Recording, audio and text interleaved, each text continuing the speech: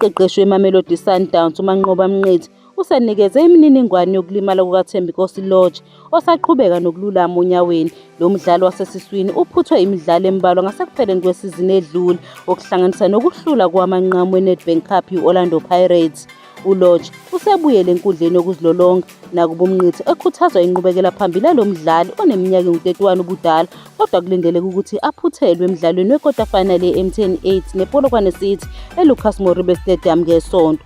Ukukhuluma iqiniso, uLorch akakaqali ukuzilolonga ngokugcwele, kodwa cishe uzokwenza lokho ekupheleni kwesonto elizayo. Uzobe sezilolonga ngokugcwele futhi uma ekhona uzobe seseduze nokusisiza, kusho uMnqithi. Sikholwa ukuthi uzosisiza ngoba uhlelo esuludlalayo cishe luzomnikeza i-advantage kancane futhi lusunike akwazi ukukwenza. Nakuba ama-Brazilians eyizikhondlakhondla eziwinayo, kodwa uMnqithi akalibukeli phansi leli qembu laseLimpopo. Kuhlale kunzima ukulungiselela umdlalo futhi ngihlale ngisho ukuthi imidlalo enzima kakhulu ebholeni yileyo wonke umuntu alindele ukuthi uwine, ngoba awukwazi ukuntengantenga.